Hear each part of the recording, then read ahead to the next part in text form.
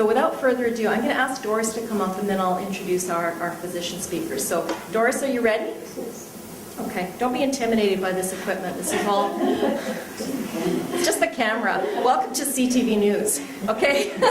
Okay, come on around. Thank you. And you'll see yourself. You'll know if you're in the right box because you'll see yourself there. All right. All good? Okay, thank you. Okay, my life with cancer started in year 2000.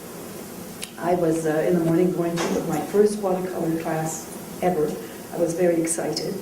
And when I got there, before the class started, I started to have a pain in my stomach. And I thought, oh, this is, I've never had anything like this before. And I thought, oh, I'll have to go to the emergency. I had never been there before in my life. So anyway, away we go to the emergency. And it turned out that I needed a gallbladder, my gallbladder out. And when they did the ultrasound, they found that I had a tumor the size of a golf ball on my right kidney. So then I had to wait for surgery with the urologist and the surgeon because they had to get together to do the surgery. So anyway, that worked out fine. And after I had the surgery, the urologist told me, just go home and then you just, forget about the cancer. The chances are of coming back is, they're almost nil. Certainly.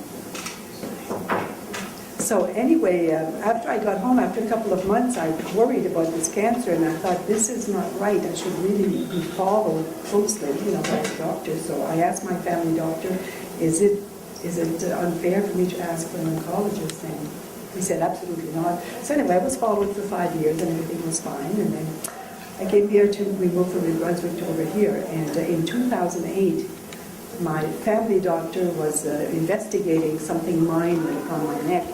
And she had sent me for an ultrasound, and that was in 2008, March. And she found a little nodule on my trachea. So she removed it, she had it removed. And again, no chemo, no radiation, nothing. And then I was followed by Dr. Hentelet and as well as Dr. Wood. They worked very well together, I was told. So anyway, in 2011, I was told that it had metastasized. So I had 4 metastases in my chest area, 1 in my lung, and 3 in this area.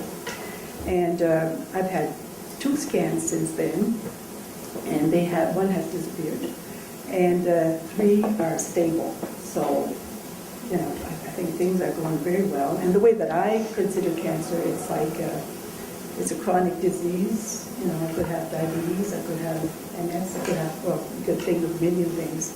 So I just treat it as though it's a chronic disease. And, so, any questions? I have to thank my husband, who looks after me and my family and my friends, and Dr. Newcomb, my family doctor, she's fabulous, and the pharmacist at the Sobeys, not Sobeys, but Shoppers Drug Mart in Sackville, are great. And this wonderful lady, she was born to be my doctor.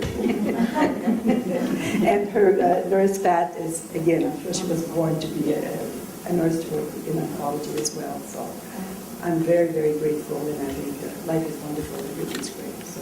Can I ask you just one question? Yes. And just to repeat for the audio, but what's the one thought or piece of advice you would throw out there for patients? One piece of advice. The only way I can answer that is the way I live my life. Is tomorrow I could be hit by a car. I could have a heart attack.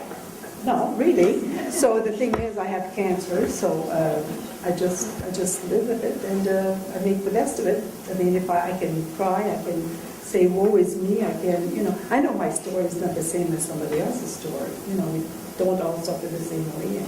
And, by the way, do you like my wig?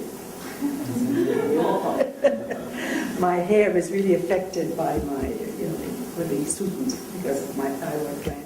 But to me, it's just be happy, enjoy every day, and enjoy your family like you never did, and your friends, and just carry on. That's all. That's great. That's it. It's a great message. Thank you very much. Bless the screen.